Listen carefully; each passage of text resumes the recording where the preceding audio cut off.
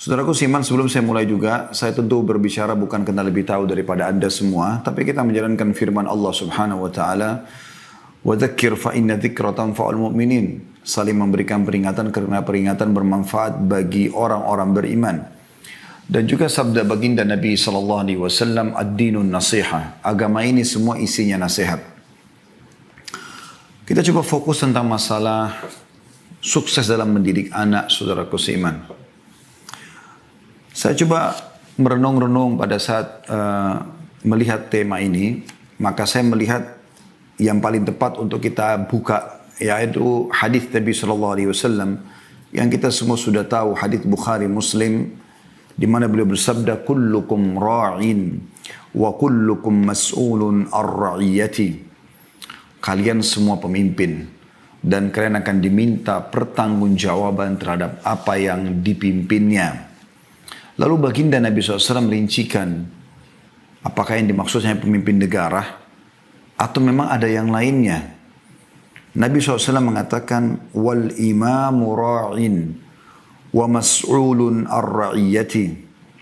Seorang pemimpin negara, dia adalah pemimpin dan akan diminta pertanggungjawabannya.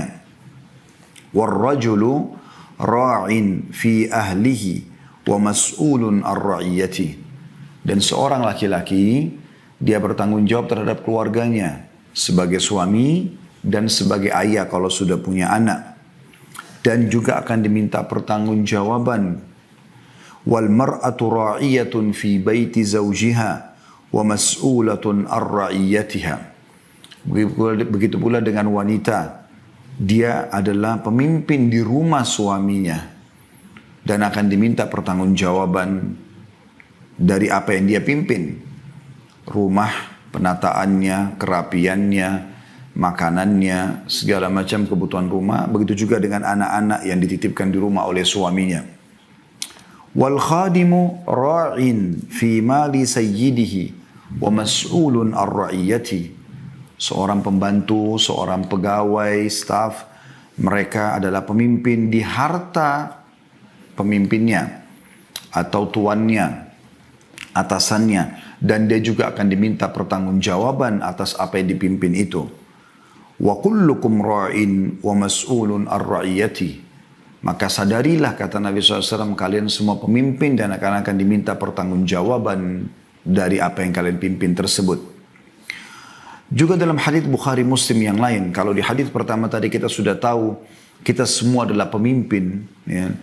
Jadi tidak harus lingkupnya adalah pemimpin negara, tapi seorang suami, ayah, seorang istri, ibu, seorang atasan, seorang bawahan, semuanya bertanggung jawab.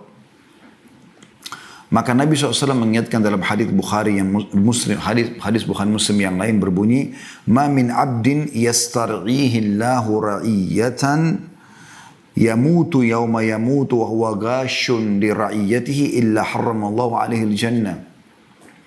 Tidak ada seorang hamba pun yang telah Allah bebankan padanya kepemimpinan.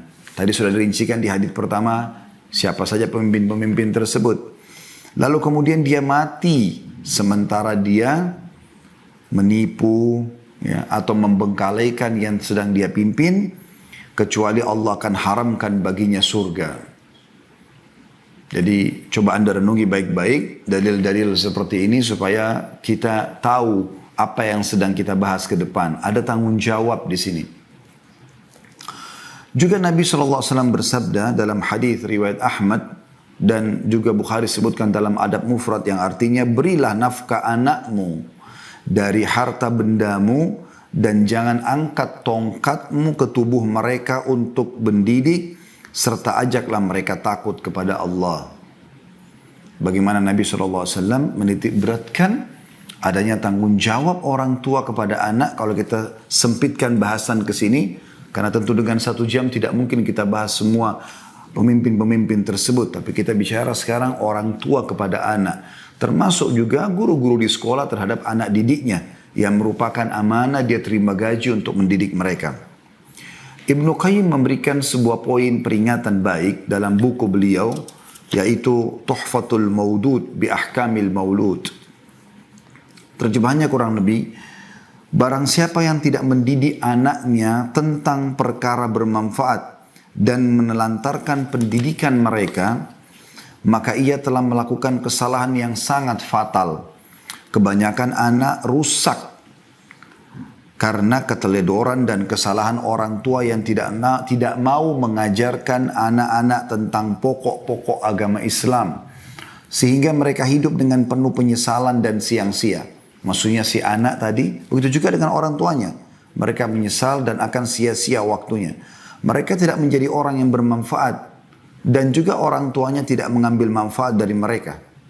Sebagian orang tua, ada yang mencela anaknya atas sikap durhaka kepada orang tua. Maka anak bisa membalas mengatakan, wahai bapakku atau ibuku, engkau telah menyia-nyiakanku pada masa kecil, maka pada masa dewasa aku mendurhakaimu. Dan engkau menelantarkanku di masa kecil, maka aku menelantarkanmu ketika engkau menginjak masa tua. Ini kurang lebih teman-teman pembukaan daripada sukses dalam mendidik anak-anak. Sebelum jauh teman-teman kita masuk membahas masalah ini, tentu saya coba ringkaskan karena ini bahasanya cukup panjang. Ada bahasan kami tentang bedah buku ya. Judul bukunya itu, beginilah seharusnya mendidik anak dalam Islam sesuai Al-Quran dan Sunnah. Ini seingat saya kalau nggak salah ada 40 episode ya. Tahap demi tahap kita membahas tentang masalah pendidikan anak. Namun karena waktu kita hanya sejam, saya coba padatkan ya. Semoga Allah SWT berkahi. Saya ingin menyinggung dulu tentang makna sukses teman-teman. Banyak orang memahami sukses ini sesuatu yang sangat berat, sulit, ya, butuh upaya yang sangat besar. Padahal sebenarnya sukses itu selalu terjadi dalam keseharian kita. Anda harus merasakan kesuksesan itu di setiap lini kehidupan Anda. Walaupun itu adalah hal yang kecil. Contoh sederhana, Anda haus, kemudian Anda berhasil mendapatkan air sehingga haus Anda hilang. Bukankah Anda sudah sukses menghilangkan haus tersebut? Pada saat Anda lapar, kemudian Anda berhasil mendapatkan makanan dan menghilangkan rasa lapar. Bukankah Anda sukses di poin itu? Kalau Anda tarik ini kepada pasangan hidup juga, istri, suami, Anda berhasil menghilangkan laparnya, hausnya, membantu dia untuk itu, Anda sudah sukses. Bukankah juga terjadi itu pada anak-anak? Pada saat Anda bisa menghilangkan laparnya, hausnya, maka pada saat itu Anda sudah sukses. Anda bisa beristirahat pada saat capek, Anda bisa berbicara pada saat Anda ingin menyampaikan sesuatu, Anda bisa menyanggah, bisa memberi masukan, bisa memulai, bisa menolak dan segala macam adalah kesuksesan. Oleh karena itu teman-teman, sukses ini adalah dia masuk ke setiap lini kehidupan kita dan substansial kehidupan, dan nanti dia akan kalau digabungkan akan menjadi akumulasi kesuksesan itu. Oleh karena itu teman-teman, kalau Anda berhasil menghilangkan satu sifat buruk diri Anda saja, atau pasangan, atau anak Anda sudah sukses di poin itu. Anda tinggal coba membuka pintu-pintu kesuksesan di lini-lini yang lainnya. Ya. Baik, kita melihat teman-teman kalau pendidikan anak, kudwa kita, suri teladan kita yang terbaik adalah utusan Allah Subhanahu wa taala, Rasulullah sallallahu alaihi wasallam. Rasulullah SAW adalah sebaik-baik pendidik. Dan kita lihat bagaimana beliau mendidik anak. Dinukil dalam sebuah riwayat dari Ummul Mukminin Aisyah radhiyallahu anha. Beliau berkata, ada sekelompok orang datang kepada Rasulullah sallallahu alaihi wasallam, lalu mereka bertanya, apakah Anda mencium anak-anak Anda? Beliau menjawab, iya. Maka mereka berkata, demi Allah, kami tidak pernah mencium anak-anak kami. Maka Rasulullah SAW bersabda, apakah aku mampu menghalangi bila Allah telah mencabut perasaan sayang dari hati kalian? Hadits ini diriwayatkan oleh Bukhari dan Muslim. Di dalam riwayat lain, Abu Hurairah radhiyallahu anhu menukil bahwasanya Nabi SAW pernah mencium Al-Hasan bin Ali radhiyallahu anhuma, cucu beliau. Maka Aqra bin Habis radhiyallahu anhu, seorang sahabat Nabi tapi tinggal di padang pasir, seorang badui, berkata, aku punya 10 anak, sementara aku tidak pernah menciumnya. Maka apa kata Nabi SAW? Pendidik yang terbaik, man la yarham la yurham. Siapa yang tidak mengasihi tidak sayang, maka tidak akan disayang. Hadis ini riwayat Bukhari Muslim. Juga dari hadis Jabir bin Abdullah radhiyallahu anhuma, dia berkata bahwa Rasulullah SAW bersabda, "Man la yarhamin nas, la yarhamhullah." Siapa yang tidak mengasihi anak-anak, atau siapa tidak mengasihi manusia, maka dia tidak akan disayangi atau dikasihi oleh Allah. Hadis ini juga riwayat Bukhari Muslim. Ada seorang wanita juga pernah dinukil dari Anas radhiyallahu anhu, datang kepada Aisyah radhiyallahu anha, lalu beliau memberi 3 butir kurma. Maksudnya Aisyah memberikan 3 butir kurma kepada ibu tersebut. Sementara ibu ini diikuti oleh 2 anaknya. Maka ibu tersebut pun memberikan anak-anaknya masing-masing sebutir kurma. Dan ibu pun itu memegang 1 butir kurma. Sementara dia lagi asyik ngobrol dengan Aisyah, tiba-tiba kedua anaknya sudah menghabiskan kurmanya, lalu meminta lagi dari ibunya. Lalu ibu tersebut dengan penuh kasih sayang membelah 2 kurma yang dia belum makan, kemudian dia berikan kepada kedua anaknya. Maka kata Aisyah radhiyallahu anha, aku kagum dengan sikap ibu ini. Maksudnya dalam kondisi dia pun pengen makan kurma itu, tapi dia mendahulukan kedua anaknya karena kasih sayangnya. Kemudian dia menanyakan kepada Nabi SAW. Lalu Nabi SAW mengatakan, وَمَا يُؤْجِبُكَ مِنْ ذَلِكَ لَقَدْ رَحِمَهَ اللَّهُ بِرَحْمَتِهَا صَبِيِّهَا. Kenapa engkau heran, hai Aisyah? وَمَا يُؤْجِبُكِ مِنْ ذَلِكَ. Apa yang membuatmu heran dengan itu, hai Aisyah? Sesungguhnya Allah telah merahmatinya karena kasih sayangnya kepada kedua anaknya. Dalam riwayat lain, Allah telah memasukkan dia ke dalam surga karena perbuatan itu kepada anaknya. Hadis ini riwayat Bukhari. Ini salah satu metode yang digunakan Nabi SAW, yaitu mendahulukan kasih sayang, perhatian. Nanti kita akan bahas insya Allah teman-teman sekalian tentang kriteria pemimpin yang terbaik atau pemimpin yang baik. Ya. Tapi ini kita sedang membahas bagaimana Nabi SAW betul-betul meluangkan perhatian khusus buat anak-anak. Di dalam sebuah riwayat disebutkan juga dari Abu Qatadah Al-Harith bin Rib'i radhiyallahu anhu, bahwasanya Nabi SAW pernah berkata, "Inni la aqumu ila salati wa uridu an utawwila fiha." Aku berdiri mengerjakan salat dan aku ingin niat memanjangkan bacaannya. Fa asma'u buka as-sabi fa atajawwazu fi salati karahiyata an ashukka ala ummihi.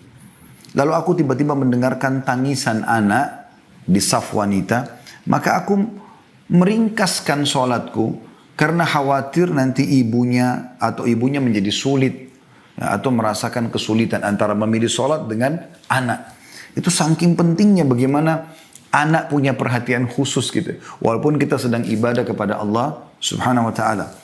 Juga Abu Qatadah menukil, dia berkata radhiyallahu anhu, Rasulullah SAW salat berjamaah sambil menggendong Umamah, ya, anaknya Zainab. Zainab ini anak Nabi SAW radhiyallahu anhu ajma'in. Ketika beliau sedang sujud, Umamah diletakkan di depannya, lalu beliau pada saat berdiri menggendongnya kembali. Dan ini disebutkan oleh hadis atau oleh Bukhari. Juga Abu Hurairah radhiyallahu anhu menukil, dia berkata, saya mendengar dengan kedua telingaku dan melihat dengan kedua mataku bahwa Rasulullah SAW menarik kedua telapak tangan Al-Hasan dan Husain radhiyallahu anhum, cucu beliau, meletakkan kedua telapak kakinya di atas telapak kaki Rasulullah SAW, lalu beliau bersabda, naiklah. Jadi sambil pegang tangannya Hasan dan Husain, lalu menyuruh keduanya naik dari telapak kaki beliau, terus saja menaiki, ya, sampai ke daerah dada Nabi SAW. Lalu Nabi SAW mengatakan, bukalah mulutmu, lalu beliau mencium keduanya. Ya. Lalu beliau mengatakan, ya Allah, cintailah keduanya karena aku mencintainya. Juga Abdullah bin Shaddad radhiyallahu anhu berkata, ketika Rasulullah SAW sholat berjamaah, tiba-tiba datang Al-Husain menaiki punggung beliau. Lagi sholat berjamaah, Husain cucunya datang dan naik ke atas punggung beliau. Sementara beliau sedang sujud. Lalu beliau memanjangkan sujudnya hingga para jemaah mengira ya terjadi sesuatu. Maka Nabi SAW mengatakan, Ya, maksudnya orang mengira Nabi SAW sudah meninggal atau apa, kok lama sekali sujudnya. Setelah salam, orang melihat ternyata di punggung beliau ada Husain, cucunya, masih kecil. Lalu apa kata Nabi SAW? Inna bni irtahalani fakarihtu an uajjilahu hatta yaqdiya hajatah. Sesungguhnya cucuku ini menaiki punggungku, maka aku tidak ingin memburu-burunya hingga dia menunaikan hajatnya. Hadis ini diriwayatkan oleh An-Nasai, Ahmad dan seterusnya. Atau banyak riwayat perawi-perawi yang lain.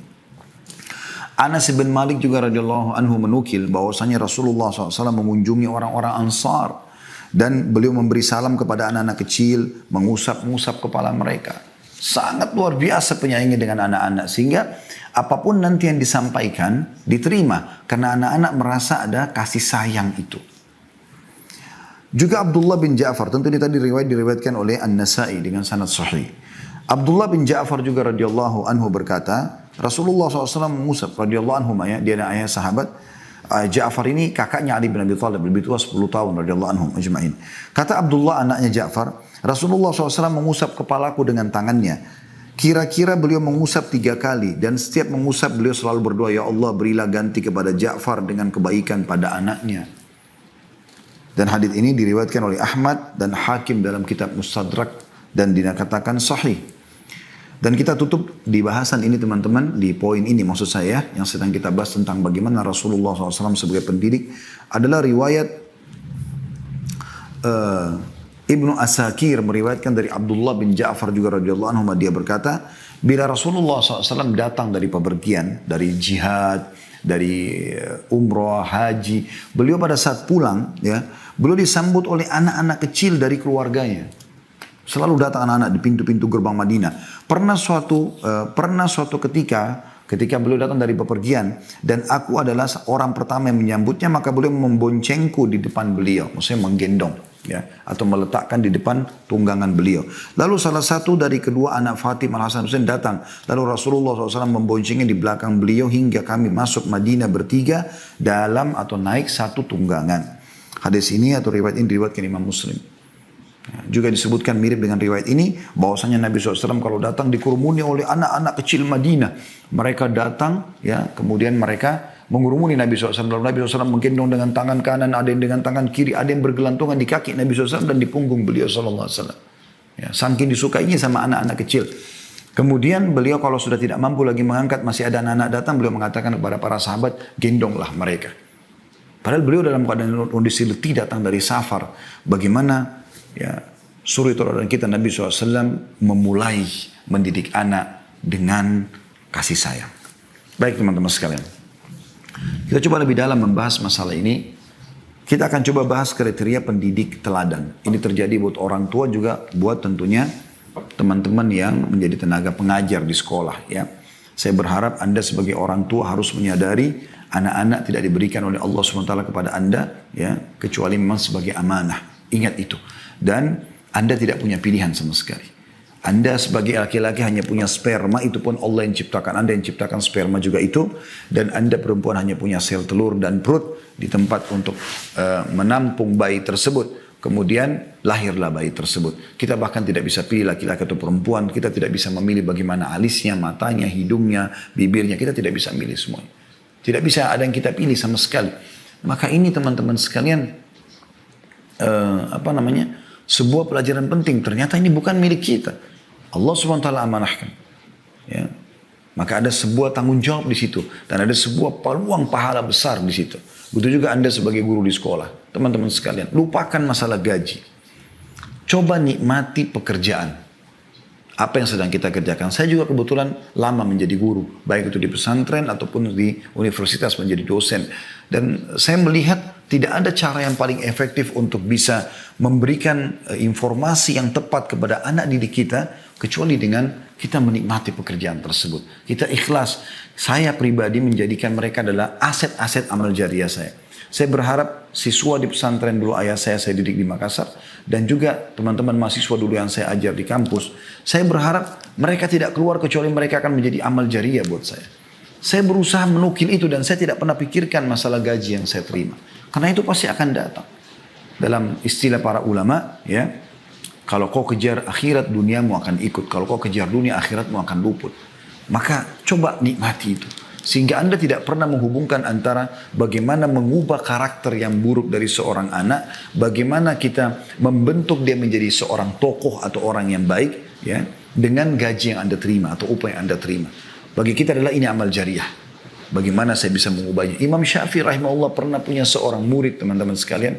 Itu muridnya lamban sekali kalau dia memahami sesuatu. Maka Imam Syafi'i tahu masalah itu. Dan dia selalu duduk di belakang orang itu. Apa yang terjadi? Imam Syafi'i rahimahullah seorang pendidik yang luar biasa. Dia tahu bukan upah yang dia pikirkan. Tapi yang dia pikirkan adalah pahala yang dia bisa dapatkan. Maka dia biarkan seluruh muridnya keluar. Kemudian dia tahan anak tersebut. Lalu mulailah beliau mengulang-ulangi materi itu pelan-pelan. Sampai anak itu faham. Sampai pernah anak ini mengatakan, wahai imam, saya orangnya begini. Anda tidak usah buang-buang waktu buat saya. Kata beliau, tidak. Sampai kau memahami apa yang saya sampaikan. Saking luar biasanya kalau orang kejar target akhirat, pahala, ya bagaimana menjadikan orang ini depan saya sebagai aset amal jariah itu luar biasa. Mirip dengan alam dakwah ya. Kalau saya pribadi, saya tidak pernah melihat kekurangan seseorang atau pelanggaran agama yang terjadi padanya adalah sesuatu yang harus saya perangi. Tetapi saya melihat itu adalah aset amal jariah buat saya. Ada wanita belum berhijab kah? Ada orang belum sholat kah? Ada orang belum puasa kah? Ada orang punya kesalahan apalah dalam agama. Bukan untuk kita musuhi. Justru kita tersenyum menjadikan itu sebagai kesempatan kita. Jangan didahului oleh orang lain untuk memberikan nasihat kepada dia. Berapa banyak orang yang kita bengkalikan, tidak kita nasihatin, tidak kita luruskan. Ternyata dia mendapatkan hidayah dari orang lain dan orang lain itu yang mendapatkan pahalanya. Imam Abu Hanifah rahimahullah. Anda kalau belum tahu beliau salah dari 4 imam mazhab. Anda sudah tahu alhamdulillah. Dan beliau dikenal dengan imam. Imam itu kayak tokoh. Seperti tokoh mazhab ya. Itu menghafal minimal 500.000 hadis kalau saya tidak salah. Dan sekian banyak, ya luar biasa. Dan Imam Abu Hanifah itu sekarang mazhabnya umumnya diterapkan di Afrika, di Eropa, di India. Banyak menggunakan mazhab Abu Hanifah rahimahullah. Beliau itu mulai belajar agama, mulai lebih menekuni di umur 30 tahun lebih. Tapi bukan itu yang sedang kita bahas. Sebabnya adalah beliau pernah sholat di masjid. Kan? Beliau pedagang sutra di Irak. Kemudian beliau sholat di masjid. Pada saat beliau sholat ternyata cara sholatnya salah. Dan ditegur oleh orang di sebelahnya. Maaf tadi sholat anda salah, yang benar tuh begini. Misal begitu saja. Maka Abu Hanifah mengatakan saya pun malu. Masa saya di umur sekian masih salah sholatnya. Lalu beliau mulai mempelajari agama sampai menjadi tokoh madhab. Sekian juta orang sekarang mengikuti ajaran beliau. Ya, madhab beliau. Ya, yang dinukil tentang hukum fikih, tata cara sholat, puasa, dan luar biasa banyak yang lainnya. Pertanyaan sederhana teman-teman. Pernah nggak orang yang sedang menasihati Abu Hanifah tadi untuk membetulkan sholatnya berpikir yang dia nasihati ini akan menjadi imam madhab? Pernah nggak anda renungi teman-teman yang orang tadi meluruskan sholat satu kesalahan tadi ternyata bisa panen seluruh pahalanya Abu Hanifah rahimahullah. Itu luar biasa. Ya. Baik teman-teman. Kriteria pendidik yang baik, yang pertama bagi orang tua dan juga anak, bagi guru ya maaf, bagi orang tua dan juga guru pendidik di lembaga pendidikan. Yang pertama teman-teman, pemaaf dan tenang. Ini penting sekali, pemaaf dan tenang. Kalau orang sudah seperti kita sudah bisa mengontrol emosi segala macam, maka tentu orang tidak akan melakukan kesalahan. Dan kalau anda selalu yang terbawa adalah emosional, anda tidak akan pernah bisa memperbaiki orang. Perhatikan apa yang Allah sebutkan tentang masalah pemaaf ini. Allah sebutkan dalam surah Al-Imran, surah nomor 3 ayat 134. Kalau anda yang sedang mengikuti acara kita ini bisa membuka aplikasi Al-Quran di handphone, coba dilihat ya. Al-Imran surah nomor 3 ayat 134. Allah Subhanahu wa taala berfirman, "A'udzubillahi minasyaitonirrajim wal qadhiminal ghaidha wal 'afina 'anil nas wallahu yuhibbul muhsinin." Ini tentu potongan ayat ya. Potongan ayat Al-Imran 134. Yang bunyinya, dan orang-orang yang menahan amarahnya. Qadhiminal ghaidh, kata ulama, ya adalah orang yang marah dalam kondisi dia punya power, dia dalam kondisi benar, dia marah, dia bisa lampiaskan, tapi dia qadhim. Qadhim artinya dia menahannya. Justru pada saat itu, wal qadhiminal ghaidh, Allah malah memuji mereka. Lalu Allah mengatakan wal afina 'anil nas, orang yang suka memaafkan orang lain. Maafkan. Mereka masih jahil. Kalau mereka sudah tahu seperti kita, maka tentu saja mereka tidak akan lakukan. Maafkan mereka. Jadikan mereka tadi saya bilang aset amal jariah anda. Wallahu yuhibbul muhsinin, dan Allah suka orang-orang yang berbuat kebaikan. Maksudnya siapa? Tadi orang yang menahan emosinya, Padahal dia bisa melampiaskan karena dia seorang guru, dia orang tua, dia bisa main pukul, main segala macam hukum. Tapi tidak. Dia dahulukan sifat kasih sayangnya, pemaafnya. Dalam ayat yang lain, Allah SWT memerintahkan dalam surah Al-A'raf ayat 199. Al-A'raf 199 yang berbunyi, A'udzu billahi minasyaitonir rajim, khudil afwa wa'mur bil 'urfi wa'arid 'anil jahilin. Peganglah sikap memaafkan. Pelongkan. Tapi dia jahat Ustaz. Iya. Tapi kan dia bodoh Ustaz. Iya. Kita juga tahu. Semua juga orang tahu. Tapi agama Anda, Allah Tuhan Anda mengajarkan Anda apa? Allah mengatakan khudil afwa. Peganglah sikap memaaf itu. Dah. Kita ada masalah, maafin. Ya. Dan suruh orang mengerjakan yang ma'ruf. Ajarkan mereka supaya mereka tidak salah lagi. Dan berpalinglah dari orang-orang jahil. Maksudnya jangan jadikan mereka sebagai teman, tapi luruskan kesalahan. Juga dalam surah Al-Hijr ayat 85, ya, Allah Subhanahu wa taala berfirman, A'udzubillahi minasyaitonir rajim, fasfahis safhal jamil. Maafkanlah mereka dengan pemaafan yang baik. Awet muda berhasil akan mendidik. Itu luar biasa. Mendidik. Saya dapat kisah tentang Syekh Sudais, Abdurrahman Sudais, Imam Masjid Haram. Sekarang sudah 60 tahun lebih umurnya. Hafizahullah, beliau hafal Quran. Kalau baca Quran, siapa yang tidak suka suaranya? Saya pernah ke hutan Afrika, hutan di Irian ya. Itu saya dengar masjid, di sana itu ada melantunkan tilawahnya Syekh Sudais. Saya sampai berpikir, kalau Syekh Sudais tahu suaranya sampai di hutan-hutan Irian ditilawahkan, mungkin beliau menangis. Luar biasa gitu. Salah satu kisah pernah dinukil oleh seseorang mewawancarai beliau sambil bertanya, apa kata kunci suksesnya Anda ini? Apa kata beliau? Dulu waktu saya kecil kalau saya nakal, ya, maka ibu saya mengatakan, pergilah ke Masjid Haram, semoga kau jadi imam haram. Ibunya lagi marah, bukan malah marah. Tapi dia malah mendoakan kebaikan. Dia mengatakan, pergilah ke Masjid Haram. Artinya, sekarang kau Masjid Haram, terserah mau buat apa di Masjid Haram. Kalau sholat ikut sholat, ada ulama ikuti halakanya, tapi secara umum pergilah ke Masjid Haram. Semoga kau jadi imam haram. Selalu itu yang dinukil. Sambil tersenyum beliau mengatakan, itulah rahasia saya bisa menjadi imam. Banyak orang jadi imam Masjid Haram, tapi siapa yang dikenal? Pilihan dihitung jari, termasuk beliau. Hafizahullah. Baik teman-teman sekalian, tentu ini bahasanya panjang, saya langsung masuk ke sifat yang kedua. Yaitu tadi pemaaf, yang kedua adalah lemah lembut. Dan menjauhi sifat kasar. Bedakan antara tegas sama kasar. Beda ya. Tegas itu lakukan ini, jangan lakukan ini, itu tegas. Boleh tegas. Rasulullah SAW tegas di beberapa hal. Kalau memang itu sudah sampai pada pelanggaran agama misalnya. Tapi bukan keras. Keras itu mata melotot, tangan melayang, kaki menendang. Mulutnya kotor mengucapkan kata-kata yang luar biasa. Perhatikan. Bagaimana Aisyah menukil kisah atau riwayat bahwasanya baginda Nabi SAW bersabda, Inna allaha rafiqun yuhibbur rifqa. Allah itu lemah lembut, maha lemah lembut. Dan dia mencintai kelemah lembutan itu. Wa yu'ti 'alal rifqi ma la yu'ti 'alal 'unf. Dan dia memberi karena sikap lemah lembut sesuatu yang tidak diberikan kepada sikap yang keras. Artinya efek hasilnya beda. Lemah lembut dengan keras. Wa ma la yu'ti 'ala ma siwah. Dan juga segala sesuatu yang tidak diberikan kepada selainnya. Maksudnya selain lemah lembut. Apapun metode selain lemah lembut, maka akan efeknya beda dengan lemah lembut. Ya. Dan ini diriwayatkan, sudah disebutkan tadi oleh Bukhari. Ya. Atau dinukil sebelumnya ya. Kemudian Aisyah berkata juga, Nabi SAW bersabda, Idza arada Allah bi ahli al-bait, idza arada Allah bi ahli baitin khairan adkhala alaihim rifqa. Ketahuilah, jika Allah menghendaki kebaikan pada satu keluarga, maka Allah akan memasukkan kepada mereka sikap lemah lembut. Hadis ini riwayat Ahmad, Bukhari, dan juga Al-Baihaqi. Jadi kalau di rumah Anda ada lemah lembut, tutur kata yang santun, suami pada istri, istri pada suami, orang tua pada anak, anak pada orang tua, berarti Allah sedang menginginkan kebaikan buat rumah tangga Anda. Ini luar biasa. Begitu juga dengan lembaga pendidikan tentunya. Ya.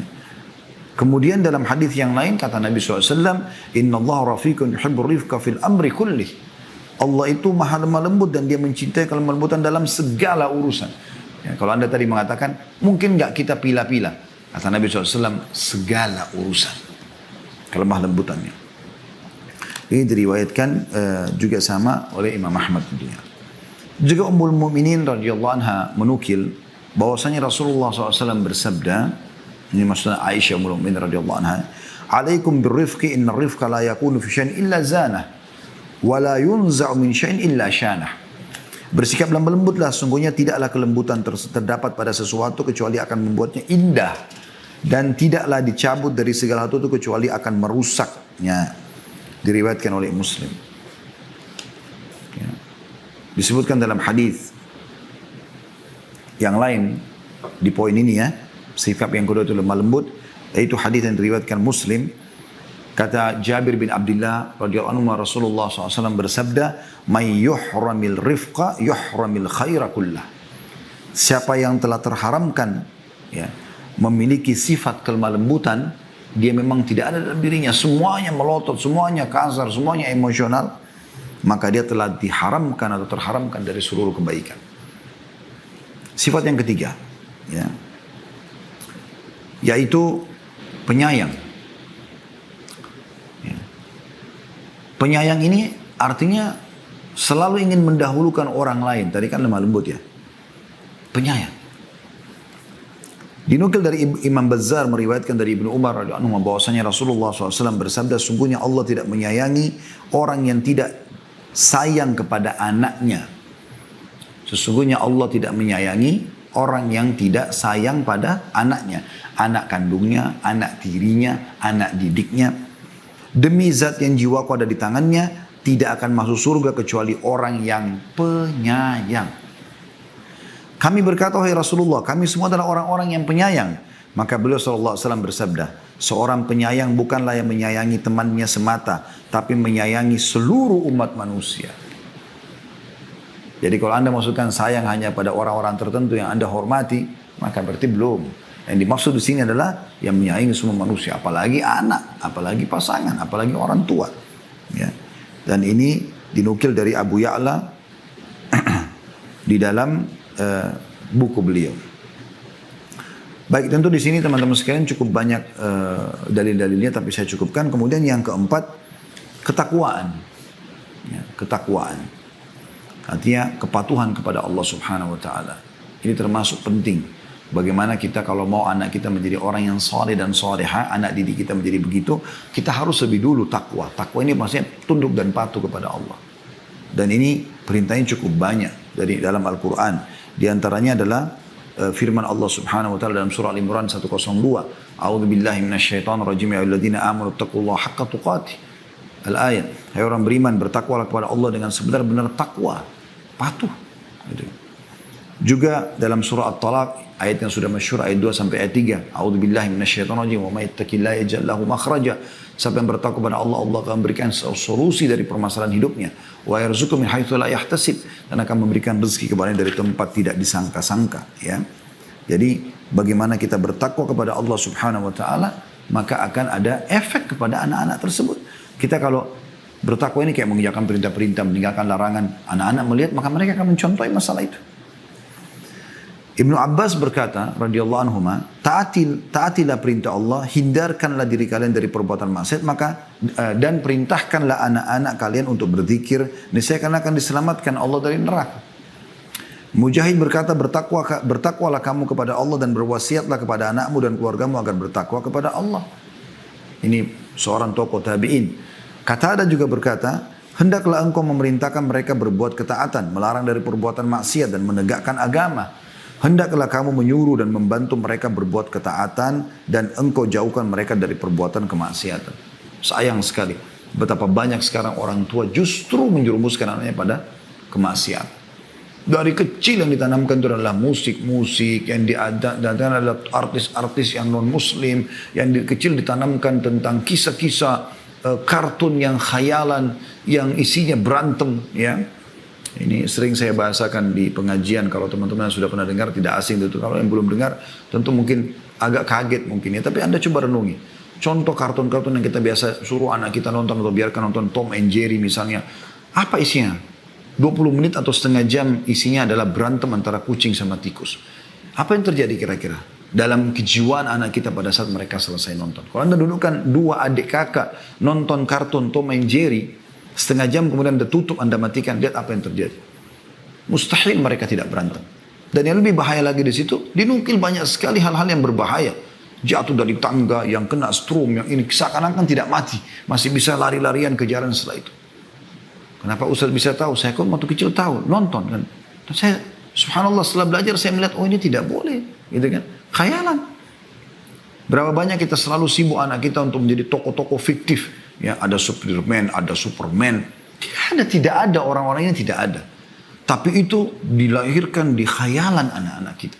Waktu dirilis film Spiderman pertama di Amerika, banyak sekali kisah kan, anak-anak diberikan orang tuanya baju, hanya ada yang jatuh dari apartemen, tapi nggak dinukil di berita karena takut nanti film ini nggak laku. Gitu. Anda coba telusuri itu. Karena memang dibuat khayalan, jaring keluar dari tangan segala macam, padahal tidak ada. Kan tapi bagus filmnya Ustaz. Memang bagus. Kalau nggak bagus nggak akan laku. Tapi Anda bicara masalah pendidikan. Berapa banyak orang tua tidak menyadari masalah itu. Tidak ada ketakwaannya. Tidak menanamkan hal yang haram. Dia duduk nonton film-film barat, film-film action yang banyak. Mungkin ada ciuman, ada perempuan tidak pakai hijab. Anak-anaknya duduk di sebelahnya sambil nonton. Anda jangan pikir anak-anak kalau sedang bermain tidak memperhatikan ya. Mereka sangat jeli. Bahkan lebih jeli daripada kita. Saya pernah berbicara dengan istri di rumah. Kemudian setelah itu subhanallah anak ini diam. Setelah itu dia bicara datang kepada seorang tamu di rumah. Lalu dia ceritakan. Kalau ada cerita begini loh. Padahal itu cerita. Dia pada saat itu diam. Ternyata dia sedang mencerna apa yang sedang kita sampaikan. Maka bertakwa kepada Allah SWT. Anda kalau lihat cuplikan ciuman di film. Bagi Anda dewasa itu sudah maksiat kepada Allah. Itu dosa, nggak boleh. Tapi sekarang kalau Anda lakukan. Mungkin Anda dewasa Anda minimal Anda akan mengatakan oh itu cara orang barat. Maksimalnya Anda terpengaruh untuk melakukan juga perbuatan kemaksiatan yang sama kan. Tontonannya akan menarik kan gitu. Tapi anak-anak Anda apa yang terjadi? Oh ternyata kalau saya sudah dewasa saya harus begitu. Saya harus punya pasangan, saya harus punya begini dan begitu. Saya pernah bertamu di rumah salah satu kerabat. Kemudian ada tamu datang, kami duduk begitu. Terus tiba-tiba tamu ini kebetulan juga bawa anak kecil perempuan. Yang punya rumah ini punya anak kecil laki-laki.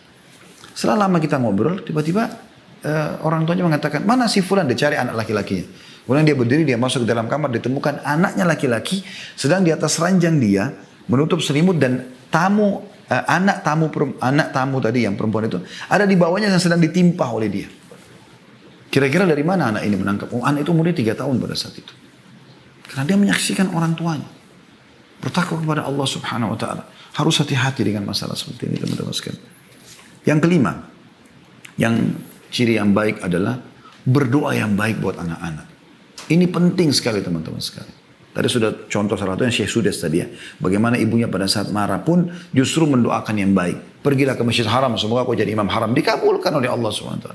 Teman-teman, coba sekarang hindarkan kalimat negatif. Kamu nakal, sok tahu, kamu ini bodoh, atau apalah. Mungkin tidak asing bagi para pendidik dan juga para. Ini tidak baik sama sekali. Apa hasilnya? Apa yang Anda harapkan dari kalimat itu? Yang ada, dia makin merasa, oh iya saya bodoh, oh iya ya saya begini, oh iya ya saya begitu. Kan begitu, tidak mendidik sama sekali. Apanya? Kenapa nggak doakan kebaikan? Semoga Allah berikan kau hidayah. Semoga Allah berikan kau pemahaman. Semoga kau berubah. Semoga kau menjadi tokoh masyarakat. Semoga kau menjadi hafidh Quran. Semoga, kenapa nggak doa itu? Doa yang baik teman-teman sekalian. Karena doa ini mustajab. Kita tidak tahu. Ya. Di dalam sebuah hadis, renungi baik-baik hadis ini teman-teman sekalian. Sabda Nabi SAW, La tad'u ala anfusikum, wa la tad'u ala auladikum, wa la tad'u ala amwalikum, la tuwafiku minallahi sa'atan yus'alu fiha ata'an, fayastajibu lakum. Janganlah kalian mendoakan keburukan terhadap diri kalian. Misal Anda lihat di cermin, kok saya jelek ya? Padahal ini ciptaan Allah. Anda cantik, Anda gagah. Walaupun Anda melihat itu jelek, itu ciptaan Allah Subhanahu Wa Taala. Kita cuma menunggangi badan ini kok, ya kan? Jangan doakan keburukan. Naik mobil sedikit saja ya, mogok mobil atau apa, sial. Apalah sial, apalah sial, selalu gitu. Membodoh-bodohi diri, mendoakan buruk. Ini kan jadi doa semua, untuk apa kalimat buruk keluar? Stop. Kalimat buruk berhenti. Kalimat baik saja. Ya. Jangan kalian mendoakan keburukan buat diri kalian. Jangan kalian mendoakan keburukan terhadap anak kalian. Kau ini nakal sekali. Menyesal saya melahirkan kau. Apalah kalimat-kalimat buruk. Dan jangan kalian mendoakan keburukan terhadap harta kalian. Tadi mobilnya sial, rumahnya, apa sih ini motor, gitu. Selalu dianggap remeh. Jangan sampai kalian bertepatan pada saat mengucapkan itu dengan saat dimana Allah bila diminta satu permintaan, dengan saat itu maka Allah mengabulkan. Maksudnya jangan sampai itu waktu mustajab. Ya. Dan ini dinukil oleh Bukhari dan Muslim. Dalam riwayat lain, jangan sampai malaikat melewat dan mengaminkan lalu terjadilah. Maka ini harus hati-hati teman-teman sekalian. Ya, terutama para ibu-ibu ya. Lebih baik karena banyak interaksi sama anak, mungkin karena ayah banyak di waktu di luar rumah, maka mungkin mereka tidak melewati banyak hal-hal yang mungkin kita anggap tanda kutip pelanggaran-pelanggaran anak, jatuhkan gelas, jatuhkan piring, jatuhkan ini, apalah segala macam. Padahal itu mereka tidak tahu. Teman-teman sadarkan diri kita, kalau kita menjadi mereka, ya, atau mereka menjadi kita, apakah mereka akan jatuhkan gelas itu? Kan tidak mungkin. Mana lebih Anda sayangi? Gelas yang pecah atau anak Anda? Kadang-kadang anak dipukul sampai memar hanya kena gelas. Gelas bisa Anda beli, anak nggak bisa. Ada seorang ayah baru beli mobil, bersihkan mobilnya, lalu kemudian anaknya datang pegang beberapa alatnya yang kebetulan atau tangannya belepotan gitu. Kemudian dipegang mobil yang baru habis dicuci. Karena marah diambillah satu besi yang dipakai untuk membuka ya atau memperbaiki mobilnya, dipukul tangan anaknya sampai patah. Akhirnya anak itu patah tangannya. Menangis-nangis, baru nyesal, bawa ke rumah sakit, dioperasi. Kenapa Anda lebih sayang mobil Anda daripada anak Anda? Bagaimana bisa? Mobil bisa dibeli, masih bisa dibersihkan lagi. Gelas masih bisa dibeli, sendok masih bisa dibeli. Berikan pendidikan agar mereka faham dan mereka akan juga mendidikkan itu kepada orang lain. Ya. Kalau ada orang-orang soleh yang temui, minta supaya didoakan. Ummu Sulaim radhiyallahu anha dalam sebuah kisah dinukil. Ini Ummu Sulaim ibunya Anas ibn Malik. Anda kalau baca Anas ibn Malik ini, Anas ini termasuk salah satu dari sekian banyak sahabat yang banyak menukil hadis. Di antaranya beliau nukil kisah ini. Beliau mengatakan bahwasanya Ummu Sulaim ibuku pernah berkata, wahai Rasulullah, Anas ini anakku menjadi pembantumu. Aku bawa supaya dia membantu kamu dan biarkan dia belajar, didik dia apa saja. Maka berdoalah kepada Allah untuk kebaikan. Untuk dia doakan kebaikan. Jadi minta agar Ummu Sulaim minta agar Nabi SAW doakan Anas kebaikan. Maka Nabi SAW doakan, Allahumma akthir malahu wa waladah wa barik fima a'taitah. Ya Allah, berikanlah kepada Anas harta dan anak yang banyak dan berkahilah apa-apa yang telah engkau berikan kepadanya. Dalam riwayat Bukhari dari Anas bin Malik dikatakan Ummu Sulaim membawaku. Kata Anas bin Malik, ibuku Ummu Sulaim membawaku kepada Rasulullah SAW dan menutupi badanku dengan setengah tudungnya dan setengah selendangnya. Kemudian dia berkata, wahai Rasulullah, ini Anas anakku. Aku membawanya kepadamu untuk menjadi pembantumu. Biarkan dia tinggal sama anda. Biarkan dia didik dengan cara anda. Maka berdoalah kepada Allah untuknya kebaikan. Lalu Nabi SAW berdoa, Allahumma akthir malahu wa waladah. Ya Allah, perbanyaklah untuk Anas harta dan anak yang banyak. Maka Anas menceritakan dirinya mengatakan, demi Allah, hartaku banyak melimpah dan sungguh anak cucuku sampai 100 orang pada hari ini. Jadi beliau menukil kisahnya gitu. Ini luar biasa gitu. Dan terlalu banyak kisah yang berhubungan dengan masalah ini. Intinya teman-teman, jangan pernah ya mendoakan kata-kata yang tidak baik. Harus dengan baik gitu kan. Harus dengan baik. Ya, termasuk juga memiliki nama-nama yang baik. Ini masuk dalamnya. Ya. Walaupun ini poin sendiri sebenarnya memiliki nama yang baik ya. Kita bisa masukkan di poin yang ke 6 ya. Yaitu ya, memiliki nama-nama yang baik. Nabi SAW menyuruh kita memiliki nama-nama yang baik. Bahkan beliau menukar nama-nama buruk sahabat.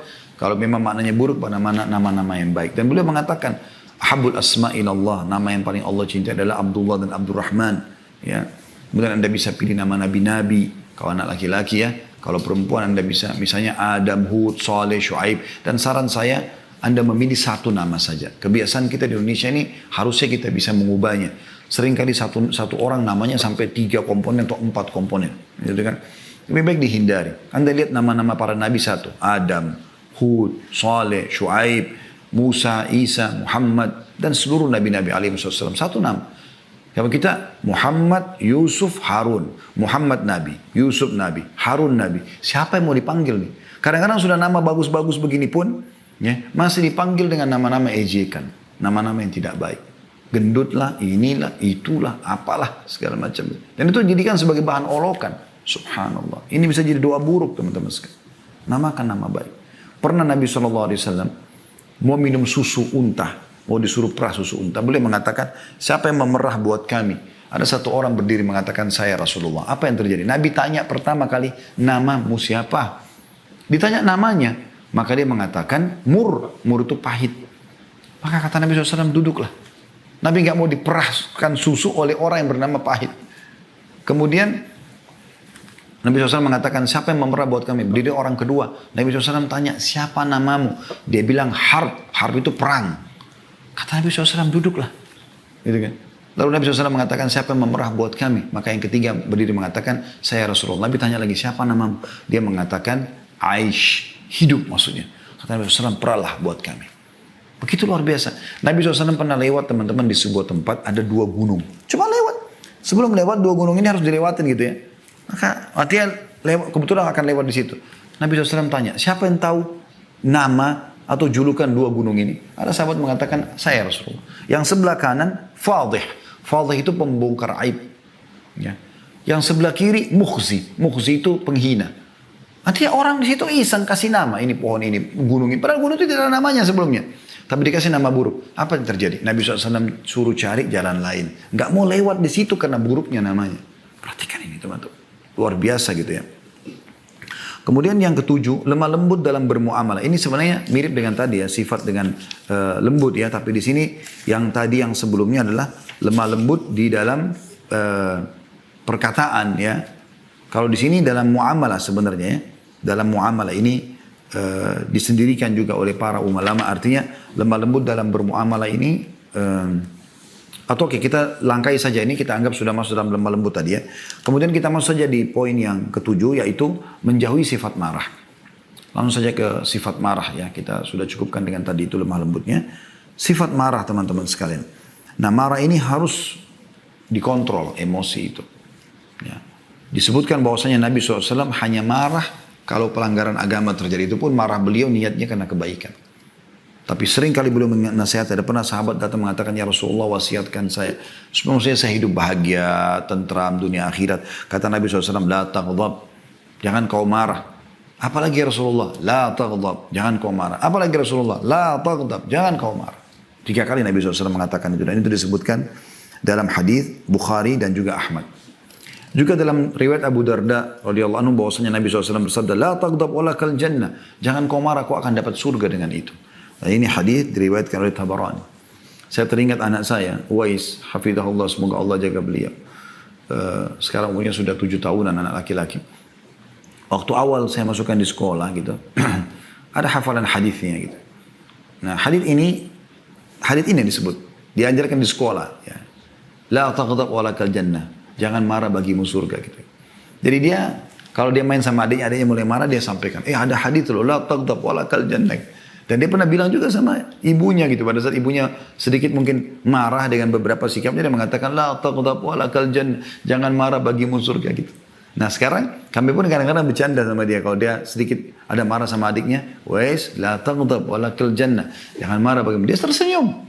Dan ini satu hal yang luar biasa gitu kan. Jadi kita biasakan tidak terbawa dalam arus emosional itu.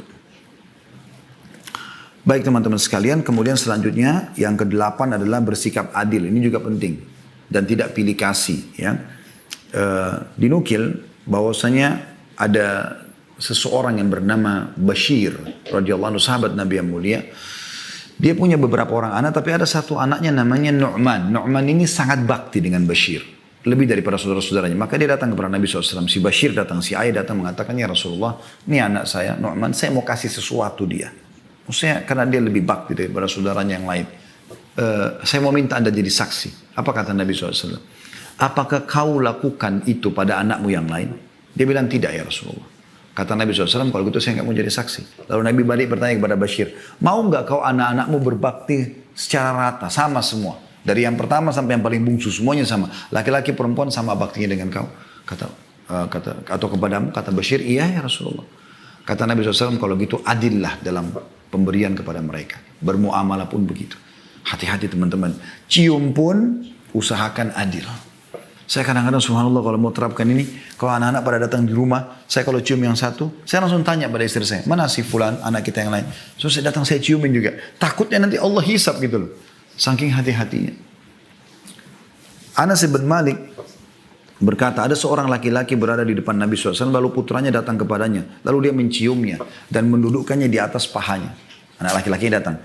Kemudian datang putrinya, anak perempuannya. Lalu dia dudukkan di hadapannya, dia tidak pangku. Maka kata Nabi SAW, kenapa engkau tidak menyamakan antara keduanya? Itu luar biasa ya. Berarti harus sama di sini. Nah beda antara warisan dengan hibah. Pemberian itu teman-teman sekalian harus rata. Adil. Ya, rata semuanya. Sama teman-teman di lembaga pendidikan. Rata dalam, jangan pilih kasih. Jangan karena ini pintar, lalu anda pilih kasih dengan tidak. Justru yang tadi saya bilang yang masih bodoh menurut anda itu, anda jadikan dia supaya pintar. Itu baru anda sukses di poin itu. Nah itu penting sekali. Bagaimana kita bisa mengubah orang untuk menjadi lebih baik sehingga kita bisa panen amal jariah. Itu penting teman-teman sekalian. Kemudian yang tidak kalah penting juga teman-teman sekalian adalah kita tutup dengan ini karena waktu asar ya. Sumber pedoman pendidikan. Ya. Yang pertama Al-Quran teman-teman sekalian. Jangan pernah luputkan Al-Quran daripada anak-anak kita. Al-Quran, Al-Quran, Al-Quran selalu saya ingatkan. Ajarkan mereka membaca Al-Quran. Ya. Ibnu Abbas berkata radhiyallahu anhu, barang siapa membaca Al-Quran sebelum umur balik, udah lancar baca Quran, ya, udah mulai menghafal, maka dia termasuk orang-orang yang diberikan hikmah di masa kecil.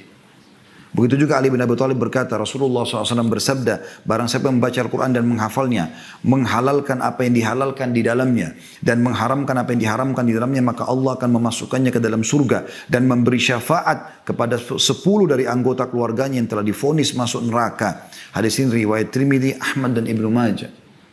Ini luar biasa. Apa membuat anda ragu tentang Al-Quran?